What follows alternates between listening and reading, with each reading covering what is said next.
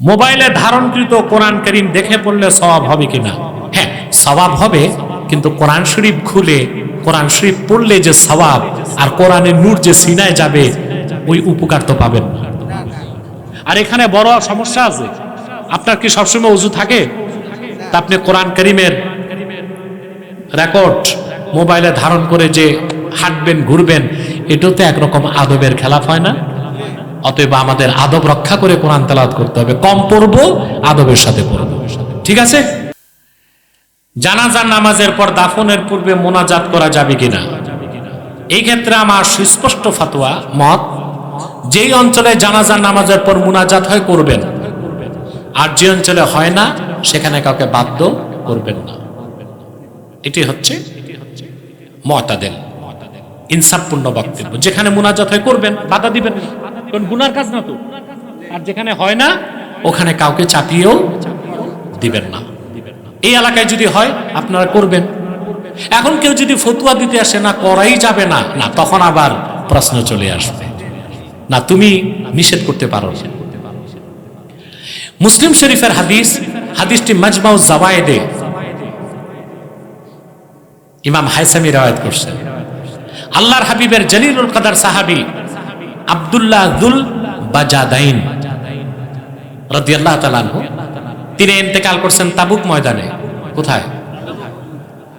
তো তাবুক ময়দানে ওনার ইন্তেকালের পরে তাবুকে কবর খনন করা হয়েছে। ওনার লাশ মোবারক নামাইতে কবরে নামছেন আবু বকর আর হযরত ওমর। আব্দুল্লাহ বিন মাসউদ বলেন, আমি দেখলাম আল্লাহর হাবিব সাল্লাল্লাহু আলাইহি সাল্লাম মাটি দেওয়ার আগেই দোয়া করতেছেন, আল্লাহুম্মা ইন্নী আমসাইতু আনহু রাদিয়ান ফারদা আনহু। আল্লাহ, আমি আব্দুল্লাহ যুল বাজাদাইনের উপর, আল্লাহর হাবিব দোয়া করলেন, আমি আব্দুল্লাহর উপর রাজি ছিলাম, এখন থেকে তুমি রাজি হও। এই দোয়াটা তো মূলত দাফনের আগে হয়েছে, কথা বলেন। তাহলে দোয়া করা যেতে পারে, এটাকে মুস্তাহাব মনে করে সুন্নত মনে করা যাবে না, জরুরি মনে করা যাবে। দ্বিতীয় নিয়ম হচ্ছে দোয়াটা কাতারে থেকে করা যাবে না।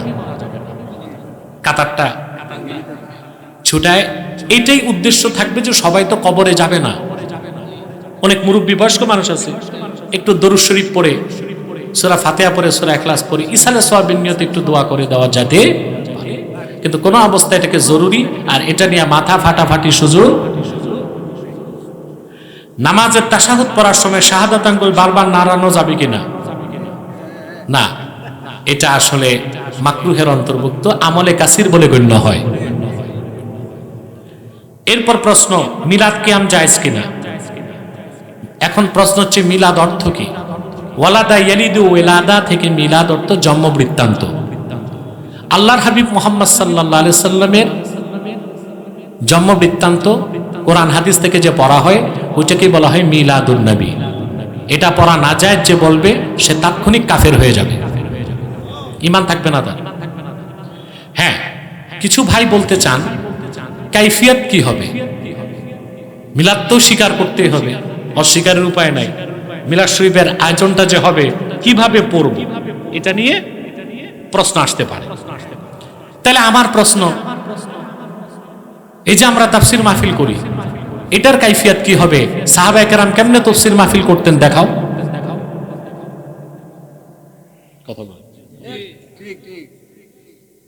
তাবিঈনগণ কিভাবে কোরআনের তাফসীর করতেন দেখাও। তাবিঈনগণ কিভাবে কোরআনের তাফসীর করতেন দেখাও। তো তাফসীর মাহফিল করার সময় সূরাত বা কাইফিয়তের প্রশ্ন যেমন আসে না, মূল কাজটা তো কোরআন হাদিসে আছে, ঠিক না? তো শুধু মিলাদ শরীফ পড়ার ক্ষেত্রে কাইফিয়তের প্রশ্ন কেন আসবে? সাহাবায়ে কেরাম কি সূরতে পড়তেন, এই প্রশ্ন আসতে পারে না তো?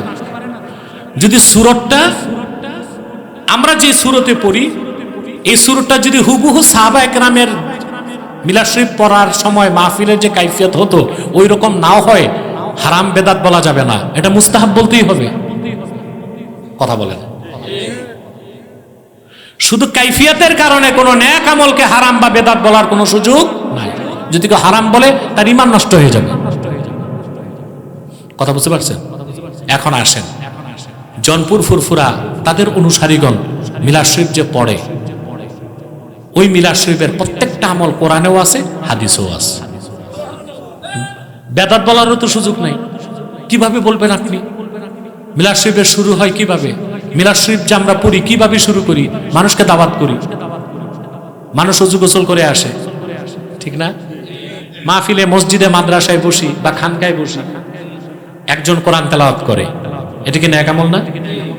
তারপরে লোকটা সবাই কিনে দরুদ সালাম পড়ে, তারপর তাওয়াল্লুদ, আল্লাহর হাবিবের জন্ম বৃত্তান্ত পড়ে, তারপর আদবের খেয়ালে সালাম জানানোর সময় সবাই দাঁড়ায় যায়।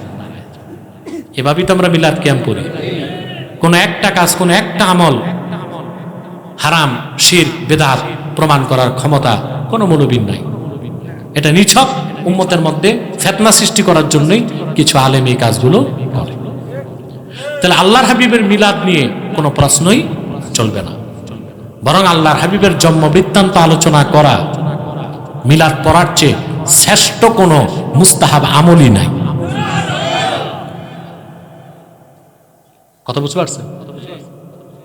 2, মিলাদ শরীফের কিয়াম দাঁড়ায় সালাম পড়েন কেন?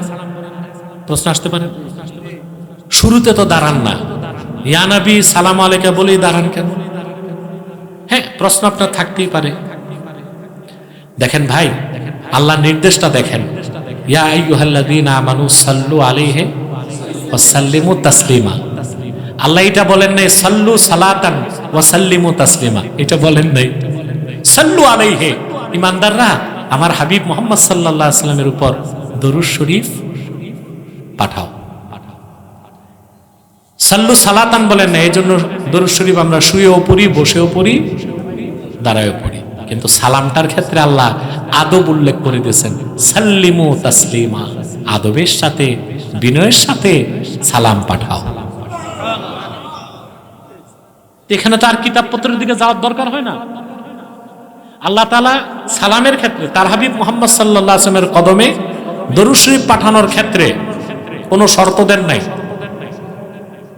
কিন্তু সালামের ক্ষেত্রে আল্লাহ তাআলা আদব শিখাইছেন। আদব, যে সালামটা, সালাম যেভাবে দিতে হয় ওভাবে দাও, আদবের সাথে, বিনয়ের সাথে, সুবহানাল্লাহ, ইখলাসের সাথে, ঠিক না? এই জন্য হক্কানি পীর মাসে বেদাতীদের কথা বলবো না, তাদের তো ঈমানেই সমস্যা। খাঁটি আহলুস সুন্নাহ আহলে হক যারা মিলাদ শরীফে কিয়াম করেন, তারা মুস্তাহাব জেনেই করেন, ফরজ ওয়াজিব মনে করেন না। কেউ যদি মিলাদ শরীফে না দাঁড়ায়, আমরা তাকে তো কাফের বেঈমানও বলি না। মুস্তাহাব মনে করে কেউ যদি না করে সমস্যা নাই, কিন্তু কেউ যদি হারাম বেদাত শিরিক বলে, তাকে আমরা ফিতনাবাজ, গোমরাহ মনে করি। কথা বুঝতে পারছেন? বাড়াবাড়ি করবে না এই ব্যাপারে। মিলাদ কিয়ামের উপর আমার আলাদা লেকচার ইউটিউবে আছে, দেখে নেবেন। যারা বাড়াবাড়ি করে, সবাই তো বাড়াবাড়ি করে না। আমাদের আব্বাসী মসজিদ জনপুর দরবার শরীফে যে এই যে কওমি মাদ্রাসার বড় বড় আলেমরা উপস্থিত হয়, আমার সাথে তারা মিলাদ কিয়াম করে না। কিছু সংখ্যক আছে পথভ্রষ্ট গোমরা, তাদের বিষয়টা ভিন্ন। তারা বহুবার আমার সাথে বাহাসে আসছে, কোথাও আসছে পরাজিত হয়েছে, কোথাও আসে নাই, আগেই পালাইছে। এই ইতিহাস জানে, এই জাতি জানে। ইকামতের সময় ইমাম ও মুক্তাদিগণ কোন সময় দাঁড়ানো উত্তম, দেখেন এখানে 3টা বিষয় খুব মনোযোগ দিয়ে শোনেন। যদি ইকামত শুরুর আগেই ইমাম বসে আছে, মুসল্লিরা বসে আছে, মুয়াজ্জিন দাঁড়ায় যদি বলেন দাঁড়াইয়া কাতার সোজা করুন, এরপর ইকামত শুরু করে, এটা সম্পূর্ণ সুন্নতের খেলাফ, মাকরুহ। এটা সম্পূর্ণ সুন্নতের খেলাফ, মাকরুহ। কেন? আরে বাবা, কাতার সোজা করতে তো শরীয়তে ইকামত আসছে, তে ইকামতের আগে আবার কাতার সোজা করো কেন? এটা তো সরাসরি সুন্নতের খেলাফ। এখন কাতার সোজা করার কথা কখন বলবে আর কে বলবে? দ্বিতীয় প্রশ্ন, এটা মুয়াজ্জিনের দায়িত্ব না কাতা সোজা করার আর বলার? এটার দায়িত্ব ইমাম সাহেবের। কখন? ইকামতের শেষে, নামাজ শুরুর আগে। আল্লাহ হাবিব সাল্লাল্লাহু আলাইহি ওয়াসাল্লামের হাদিস মুসলিম শরীফে এসেছে, আল্লাহ হাবিব সাল্লাল্লাহু আলাইহি ওয়াসাল্লাম সাহাবায়ে কেরামকে বলেছেন, ইকামতের পরে সাহাবায়ে কেরামের দিকে ঘুরে আল্লাহর হাবিব বলেছেন, সাওয়ু সুফুফাকুম, তোমরা তোমাদের কাতারগুলো সোজা করো। ফাইন্না তাসওয়াতাস সুফুফি মিন তামামিস সালাহ, কাতার সোজা করা নামাজের পরিপূর্ণতার অংশ। তাহলে কাতার সোজা করার কথা বলা হবে ইকামতের আগে না জামাত শুরুর আগে? যদি ইকামতের আগে বলা হয় এটা বেদাত। আর 2 নাম্বার বেদাত হচ্ছে এই কথাটা মুয়াজ্জিনের বলা। এটা বলা সুন্নত কার উপর? ইমামের উপর। কথা বুঝতে পারছেন? এই ব্যাপারে আমার লিখিত ফতোয়ার কিতাবই আছে, সংগ্রহ করে নেবেন। এটা ছাপানোর পর মিলাদ শরীফ, মিলাদ কিয়ামের সঠিক সমাধান ফতোয়ার এই কিতাবটার সাথেই এই কাতা সোজা করার নামাজে এই মাসালাটা আছে। কিন্তু কিতাবটা প্রচুর মানুষ ছাপার সাথে সাথে নিয়ে গেছে, দ্বিতীয়বার ছাপানো হয় নাই। আপনারা এটা ইন্টারনেট পিডিএফে পাবেন, সংগ্রহ করবেন। এখন ফিকহের দৃষ্টিকোণ থেকে মাসালা, যে হাদিস থেকে তো আমরা সাধারণ মানুষ মাসালা বুঝবো না, ফকিহগণ কি বলছেন। তা হানাফি মাযহাবের ফতোয়ার গ্রহণযোগ্য কিতাব রাদ্দুল মুখতার, নাম শুনছেন? এই নামে শোনেন নাই, এইটারই নাম ফাতাওয়া শামী। এটা শুনছেন? কথা বলেন। এই ফাতাওয়া শামীতে স্পষ্ট এসেছে। আমি শুধু ফাতাওয়া শামী থেকে বলছি না, ফাতাওয়া শামী, জামিউর রুমুস, দুররুল মুখতার, কয়েকটা কিতাবের ফতোয়াটা আমি আমার শব্দে বলতেছি। ইয়াকুমুল ইমামু ওয়াল মুক্তাদি ইনদাল হাইআলাতাইন ইনদা উলামাইনা সালাসা। আমাদের মাযহাবের ইমাম আবু হানিফা, ইমাম মুহাম্মদ, ইমাম ইউসুফ, তিনজনের মতে ইমাম আর মুসল্লিরা দাঁড়াবে তখন মুয়াজ্জিন যখন বলবে হাইয়া আলাস সালাহ। এটা হানাফিদের ফতোয়া, এটার উপর কখন দাঁড়াবে? আপনারা আরেকটা আলেমরা কিতাব পড়বেন, আল ফিকহু আলা মাযাহিবিল আরবাআ, 4 মাযহাবের ফতোয়া একটা কিতাবে, নাম শুনছেন? এখানে মতগুলো দেখবেন। কালকে যেই সকালে যদি বড় মাদ্রাসা থাকে দেখতে পান, কামিলের সিলেবাসে আছে, কিন্তু কামিলের ওরা তো পড়ে না পুরা কিতাব, এটা তো সমস্যা। ওখানে দেখবেন হানাফি, শাফি, মালিকি, হাম্বলি 4 মাযহাবের মতে নামাজে কাতার সোজা করা হবে ইকামত শুরুর পরে।